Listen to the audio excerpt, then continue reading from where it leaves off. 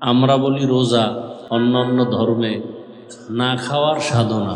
হিন্দু, বৌদ্ধ, ইহুদি, খ্রিস্টান সব ধর্মে না খাওয়ার সাধনা আছে।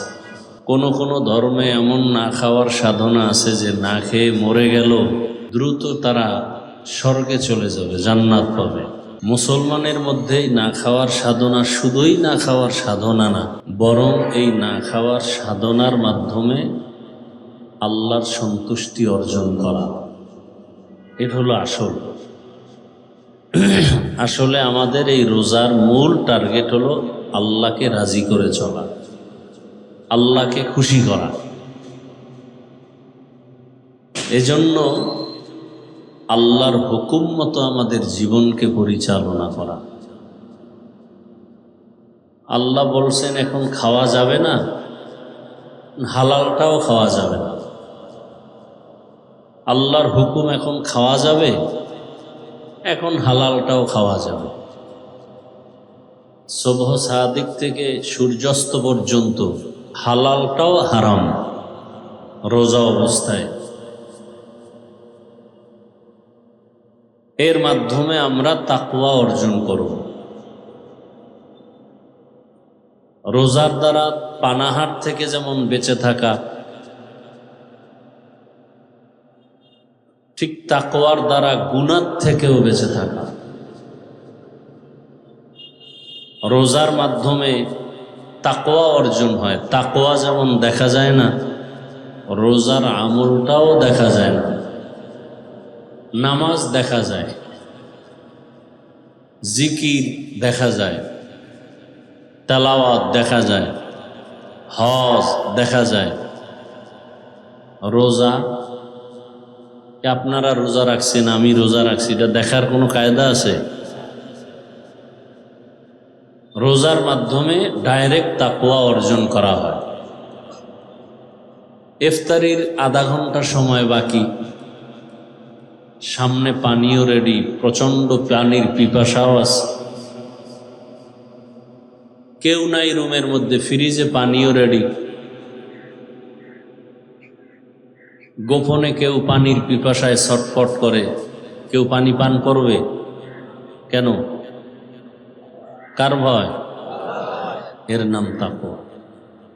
পানির মধ্যে ডুব দিয়েও কেউ পানি পান করবে না, এটাই তাকওয়া। এটা রোজার দ্বারা সম্ভব। সামনে খানা রেডি, ইফতারির বাকি 15 মিনিট, পেটে ক্ষুধাও আছে, এরপরও খায় না কেন? কার ভয়? এই ভয়টা যদি বাকি 11 মাসও থাকে, তাহলে এই জমিনে আর চুরি হবে না, দুর্নীতি হবে না, জুলুম। রোজা আমাদেরকে এটাই শিখায় যে পেটে ক্ষুধা আছে, খানাও সামনে আছে, খাওয়া যাবে না কেন? আল্লাহর আইনে হালাল না, আল্লাহর ভয়, এটা খাওয়া যাবে না। রোজার সাধনা আমাদেরকে এটাই শিখায় যে তোমার ক্ষুধাও আছে, খানাও আছে, খাও না কেন? কার ভয়? হরকে দারত খৌফে হক দর দিল মাদাম জন্নতুল মাওয়া দেহদুরা মাকাম জুজবা হকচি যে মখাজ ইনসুজা ফজলে উ আমস্তে দর জুমলা জাহা। তাকওয়ার মূল কথা বেশি বেশি নেক আমল করা, জিকির করা, তেলাওয়াত করা, এটা না, বরং গুনাহ থেকে নিজেকে বাঁচাইয়া রাখার নাম তাকওয়া। এটা রোজার মাধ্যমে যতটা দ্রুত অর্জন করা যায়, অন্য আমলের দ্বারা এত দ্রুত অর্জন করা যায় না। তো রমাজান আসতেছে আসতেছে, দেখতে দেখতে রহমতের 10 দিন শেষের দিকে। রহমত কতটুকু অর্জন করতে পারলাম? রহমত বড় দামি এক সম্পদ। আল্লাহর রসুল বলেন রহমত ছাড়া কেউ জান্নাত পাবে না। আম্মাজান আয়েশা রাদিয়াল্লাহু তাআলা আনহা বলেন, ইয়া রাসূলুল্লাহ, আপনি নবীজি বলেন আল্লাহর রহমত ছাড়া আমিও জান্নাত পাব না। তাহলে রহমতের দিন শেষের দিকে কতটুকু রহমত অর্জন করতে পারলাম? রমজানুল মুবারক এমন একটা আমল, রোজা, অন্যান্য আমলগুলো দেখা যায়, পুরস্কারও দেখা যায়, রোজা দেখা যায় না, পুরস্কারও। পুরস্কার কি? আল্লাহ পাক হাদিসে কুদসিতে বলেন, আস-সাওমু লি ওয়া আনা আজজি বিহি, রোজা আমার, পুরস্কার আমি আল্লাহ নিজেই। তার মানে বলে রোজাদার, তুমি আমার, আমি আল্লাহ তোমার। এর থেকে আর পুরস্কার কি হতে পারে? তুমি আমার, আমি আল্লাহ তোমার। তো এখানে আমরা সবাই রোজাদার, আল্লাহ আমার হবেন না, সব রোজাদারের না। কোন রোজাদার? বলে আপনি ভোর রাত্রে সাহারি খেয়েছেন, সূর্য অস্ত যাওয়া পর্যন্ত কিছু খান নাই, পান করবেন না, এমন না। শুধু না খেয়ে থাকলেই রোজা হবে না। চোখের রোজা, হাতের রোজা, জবানের রোজা, অন্তরের রোজা, এগুলো ঠিক আছে নি? পেটে খানা দেন নাই, পেটের রোজা ঠিক আছে। চোখের রোজা ঠিক আছে কিনা হিসাব করতে হবে। হাতের রোজা ঠিক আছে কিনা হিসাব করতে হবে। কানের রোজা ঠিক আছে কিনা হিসাব করতে হবে। অন্তরের রোজা ঠিক আছে কিনা হিসাব করতে হবে। এসব যখন ঠিক হবে, এমন রোজাদারকে আল্লাহ বলবেন, তুমি আমার, আমি তোমার। এমন রোজাদারের দাম কত? হাদিস শরীফে আল্লাহর রসুল বলেন, এমন রোজাদারের এক রোজার দাম কত? বলে জন্মলগ্ন থেকে একটা কাক। কি? একটা কাক। কাকের হায়াত অনেক বেশি। উড়ন্ত পাখিদের মধ্যে কাকের হায়াত নিম্নে 1000 বছর। কত? এই একটা কাক জন্মলগ্ন থেকে যদি উড়তে থাকে, উড়তে উড়তে উড়তে উড়তে সামন দিকে যায়, যাইতে যাইতে যাইতে যাইতে বিরামহীন উড়তে উড়তে যদি বুড়া হয়ে যায়, তাহলে কত দূর সে যায়? দুনিয়ার কোনো কম্পিউটার হিসাব মিলাতে পারবে? বলে এই কাকটা জন্মলগ্ন থেকে উড়তে উড়তে বুড়া হওয়া পর্যন্ত যদি উড়তেই থাকে আর সামনের দিকে যাইতে যাইতে মরে যায়, এ উড়িয়া যত দূর যাবে, ওই পরিপূর্ণ রোজাদার, কানের রোজা, চোখের রোজা, জবানের রোজা, অন্তরের রোজা, হাতের রোজা, পূর্ণ হক আদায় করে যে রোজা রাখবে, এমন ওই রোজাদারের এক রোজার বরকতে ওই একটা কাক জীবনভর উড়িয়া যত দূর যাবে, এক রোজার বরকতে সে জাহান্নাম থেকে তত দূর দূরে সরে যাবে। এক রোজার বরকত। এবার পুরা মাস রোজা রাখলে কত দূর যাবে? এমন রোজাদারকে আল্লাহ বলেন, তুমি আমার, আমি তোমার। আর যদি রোজাদার এমন হয়, রোজা রাখে, জবানে গালি, জবানে গীবত, জবানে মিথ্যা বলে, গীবত করে, ঝগড়া করে, হাতের দ্বারা অন্যায় ব্যবহার করে, অন্তরে খারাপ কোনো পরিকল্পনা করে, চোখ দিয়ে কোনো গুনাহ দেখে, মোবাইলের মাধ্যমে হোক, তা তো চোখের রোজা হয় নাই, হাতের রোজা হয় নাই, কানের দ্বারা কোনো খারাপ আওয়াজ শুনে কানের রোজা হয় নাই, অন্তর দিয়ে খারাপ কল্পনা করে তো অন্তরের রোজা হয় নাই। অন্তরের বিচার আল্লাহ করবেন। ইন্নাস সামআ ওয়াল বাসারা ওয়াল ফুআদ, কুল্লু উলাইকা কানা আনহু মাসউলা। কিয়ামতের দিন আল্লাহ পাক কানের, চোখের, অন্তরের বিচার করবেন। তাহলে রোজার এত ফজিলত, নামাজের পুরস্কার, রোজার পুরস্কার আলাদা। বান্দা তেলাওয়াত করো, পুরস্কার ফেরেশতার মাধ্যমে দিয়ে দিবেন। হজ করো, পুরস্কার ফেরেশতার মাধ্যমে ঘোষণা দিয়ে দিবেন। তুমি যাকাত দাও, পুরস্কার আলাদা দিয়ে দিবেন। কিন্তু রোজার পুরস্কার আলাদা। আল্লাহ বলেন, বান্দা আমি তোমার জন্য হয়ে গেলাম, আমি নিজেই তোমার পুরস্কার। আমি আল্লাহ তোমার পুরস্কার হব তখন যখন তোমার রোজাটা হক আদায় করে হবে। তুমি রোজাটা রাখছো, কেউ দেখে না তুমি রোজাদার। তুমি যে রোজাদার কেউ জানে না, তোমার স্ত্রীও বোঝে না তুমি গোপনে পানি খেয়েছো কিনা। তুমি রোজা রাখছো, তোমার ছেলেও বুঝে না, দুনিয়ার কেউ জানে না তুমি রোজাদার, দেখেও না। এর পুরস্কারটাও কিন্তু আমি হয়ে গেলাম। এই রোজাটা এমন, দেখানোর কিছু নাই। এর পুরস্কারটাও এমন যে আমি আল্লাহ হয়ে গেলাম। আমি আল্লাহকেও কিন্তু দেখা যায় না। এর মাধ্যমে তাকওয়া অর্জন হবে, যে তাকওয়াও দেখা যায় না। এমন ভাবে তুমি রোজা রাখবা, শুধু এটা তো আখেরাত মুখী একটা পুরস্কার, কিন্তু দুনিয়াতে তাকায়া দেখো, চিকিৎসা বিজ্ঞানীরা এখন মানুষকে ডায়েট করায়, না খাইয়া থাকার সাধনা করায়, সুস্থ থাকার জন্য।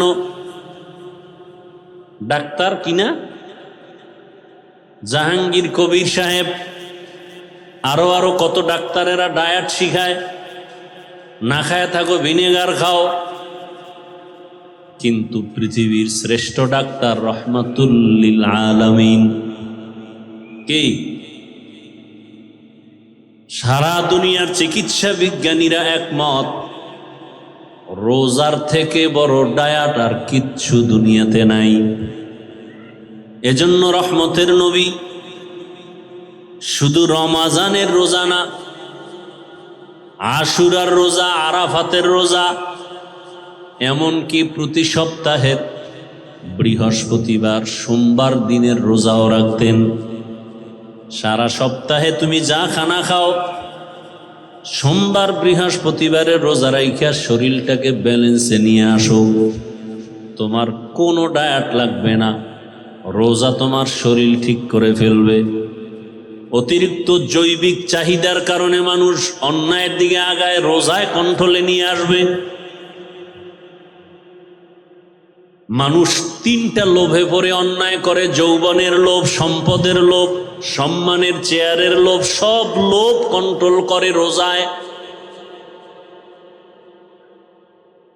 খানা কন্ট্রোল করো। নবীজি সব দিয়ে দিছে।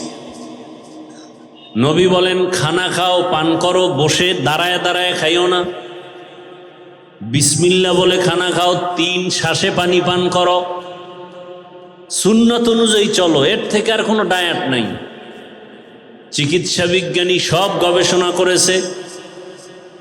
সৃষ্টির শ্রেষ্ঠ মহাব্যক্তি রহমতের নবী যতটা আদর্শ দিয়ে গেছে খানার ক্ষেত্রে, সব স্বাস্থ্যসম্মত। ডাক্তারেরা এগুলো গবেষণা করে করে এরপরে মানুষকে দেয়। মানুষ মনে করে ডাক্তার বড়। আরে সব থেকে বড় ডাক্তার তো আমার রসুল। ওখান থেকে ধার করে করে মানুষ গবেষণা করে নতুন কিছু দেয়। আমরা জানি না, মনে করি ডাক্তার বড়।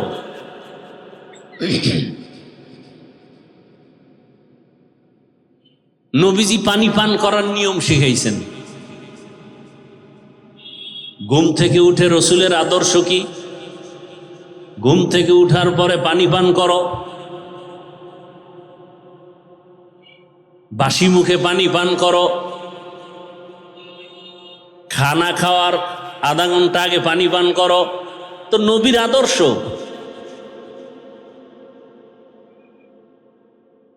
খানা খাওয়ার আধা ঘন্টা পরে পানি পান করো। খানার শুরুতে তুমি হালকা লবণ নাও। সব রসুলের আদর্শ। যদি কেউ মানে, কিসের দায়া?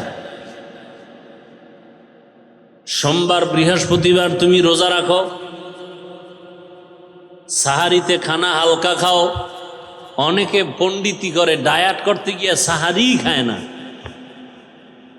ডায়াট করে। নবীজি বলেন তাসাহহারু ফা ইন্না ফিস সাহুরি বারাকাহ।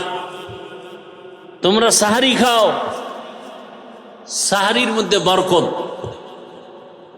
এখন এক দলে বরকত খাইতে গেয়া দুপুরেরটা শুদ্ধা এমন খাওয়া খায় যে আজান চলে এর মধ্যেও টানতেছে। খাইতে খাইতে এমন খাওয়া খাইছে যার হাইটে যে পাশে মসজিদে যাইবে শক্তি নেই, ঘরে বইয়েই নামাজ পড়ে। নামাজ যে পড়বে তাও দাঁড়ানোর শক্তি নেই, বয়ে বয়ে পড়ে। একদল সাহারি খাই না দুই কারণে। এক তো যে ঘুম নষ্ট হইব, এই জন্যই সন্ধ্যা রাত্রে খাইয়া ঘুমায়, বাস আর উঠবে না। আর একদল ডায়েট করে, এই জন্য খায় না, বরকত থেকে বঞ্চিত। আর একদল বরকত নিতে গিয়ে এমন খাওয়া খায় যে দুপুরেরটা শুদ্ধ।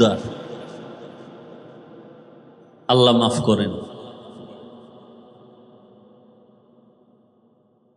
মানে বাড়াবাড়ি সারাসারি দুটোটা আমাদের মধ্যে, মধ্যম পন্থায় আমরা নাই। রমাজানের ভেতরে মৌলিক কয়েকটা আমল আমাদের, মৌলিক রমাজানের মধ্যে মূল আমল। এক নম্বরে রোজা রাখা, এক নম্বরে। দ্বিতীয় আমল হলো রাতের তারাবিহের নামাজ।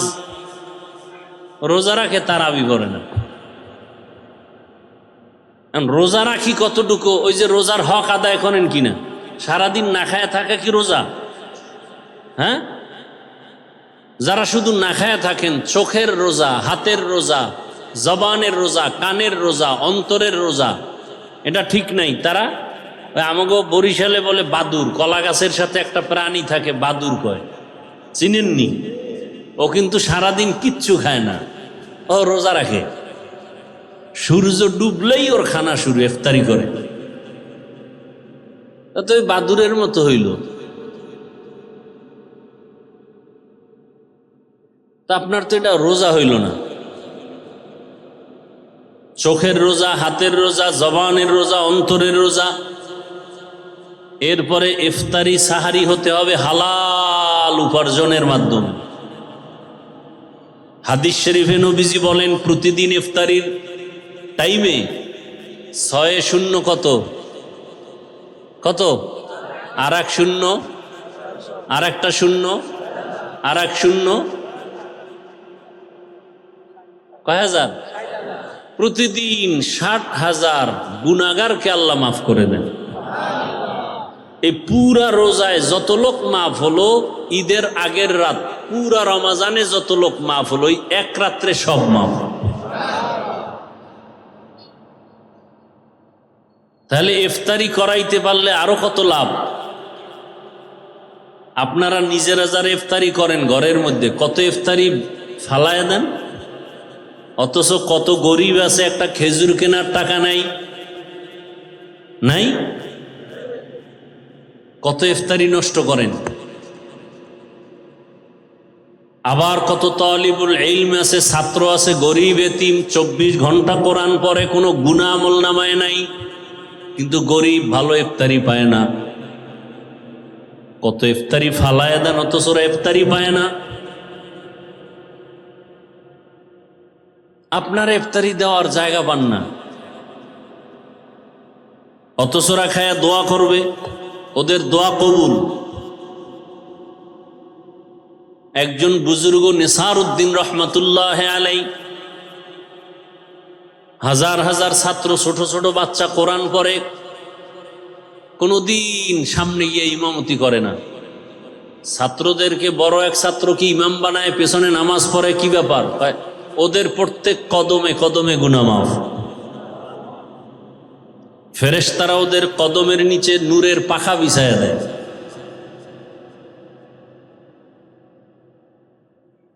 এরকম মাদ্রাসা নাই, অভাব নাই। 24 ঘন্টা কোরআন পড়ে, তাহাজ্জুদ পড়ে। আপনার হালাল অনুদান এদেরকে দেন, জাকাতের অংশই গরিব এতিমকে দেন।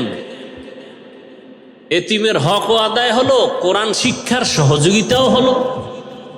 কি ভাই, আমাদের দেশে কওমি মাদ্রাসা, দরসে নিজামি, এতিম অসহায় নাই? এদেরকে জাকাতের অংশ দিবেন, একদিক দা এতিম গরিবের হক আদায় হলো, আবার ইলমে দ্বীনের সহযোগিতাও। কয় দিকের সওয়াব? 2 দিকের সওয়াব। অতএব কেউ যদি বলে কওমি মাদ্রাসার গরিব এতিমদেরকে জাকাত দেওয়া যাবে না, এরা ইসলামের দুশ্মন ছাড়া আর কিছু না। এরা কি ইসলামের দুশ্মন? এরা রসুলের দুশ্মন, এরা কোরআনের দুশ্মন। আল্লাহ হেদায়াত দান করেন, আল্লাহ হেদায়াত দান করেন। বরং যারা কওমি মাদ্রাসায় লেখাপড়া করে, কোরআন পড়ে, হাদিস পড়ে, ক্বালা রাসূলুল্লাহ পড়ে, আলিফ লাম মিম পড়ে, 24 ঘন্টা তেলাওয়াত করে, এতিম গরিব অসহায় এদেরকে জাকাতের অংশ দিলে একদিক দিয়ে হবে এতিম গরিবের হক আদায় করা, অন্য দিক থেকে হবে রসুলের দ্বীন হেফাজতের সহযোগিতা করা। 2 দিকের সহযোগিতা হবে, 2 দিকের হক আদায় হবে। আল্লাহ সবাইকে সহি বুঝ দান করেন।